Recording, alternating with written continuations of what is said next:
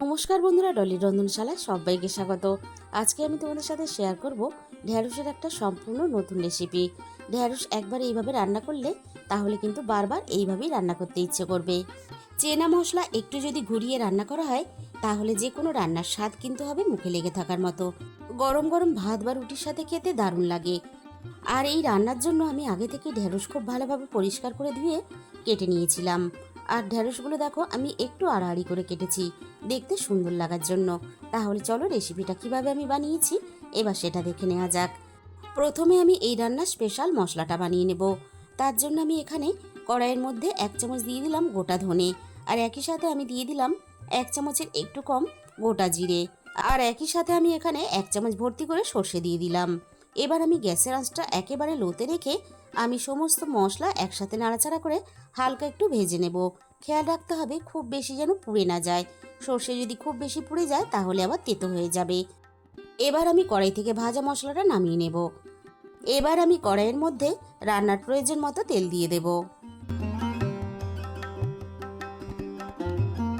তেলটা খুব ভালোভাবে গরম করে নিয়ে আমি এবার তেলের মধ্যে স্বাদ মতো লবণ দিয়ে দিলাম। এবার আমি কেটে রাখা ঢ্যাঁড়সগুলো ভাজার জন্য তেলের মধ্যে দিয়ে দেব।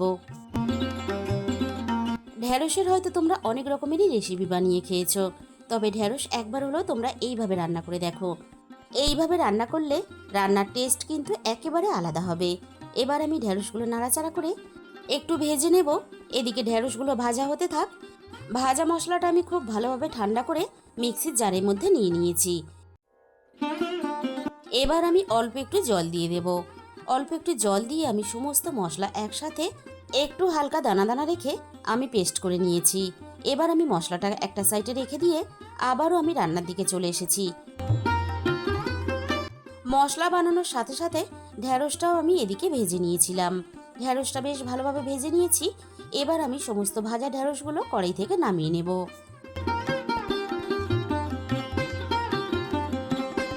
রান্নার জন্য আবারও আমি কড়াইয়ের মধ্যে অল্প একটু প্রয়োজন মতো তেল দিয়ে দেব।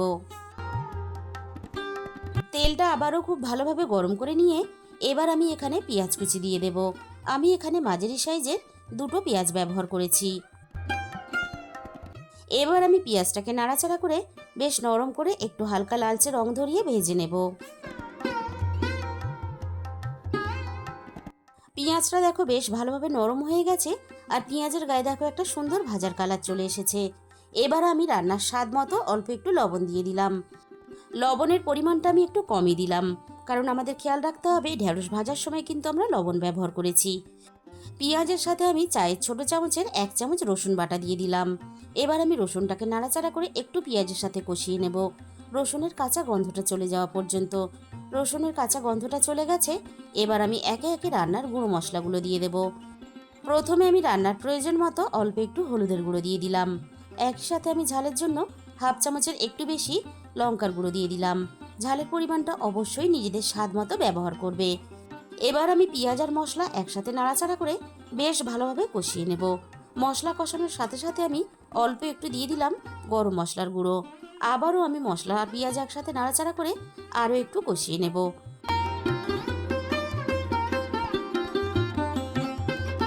মশলা থেকে দেখো সুন্দরভাবে তেল ছেড়ে দিয়েছে। এবার আমি পেস্ট করে রাখা মশলাটা দিয়ে দিলাম। এবার আমি সমস্ত মশলা একসাথে নাড়াচাড়া করে একটু কষিয়ে নেব।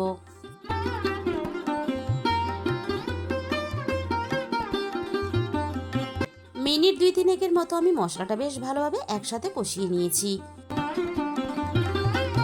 আগে থেকে আমি অল্প একটু টক দই ফেটিয়ে রেখেছিলাম। এবার আমি ফেটানো টক দইটা দিয়ে দিলাম। এবার আমি গ্যাসের ফ্লেমটা একেবারে লোতে রেখে আমি টক দইটা মশলার সাথে নাড়াচাড়া করে হালকা একটু কষিয়ে নেব। অল্প একটু টক দই ব্যবহার করলে রান্নার টেস্টটা আরও চটপটা হবে। আমি মিনিট 2 মতো টক দইটা কষিয়ে নিয়েছি। এবার আমি ভেজে রাখা ঢ্যাঁড়সগুলো দিয়ে দিলাম। এবার আমি ঢ্যাঁড়স আর মশলা একসাথে নাড়াচাড়া করে একটু কষিয়ে নেব।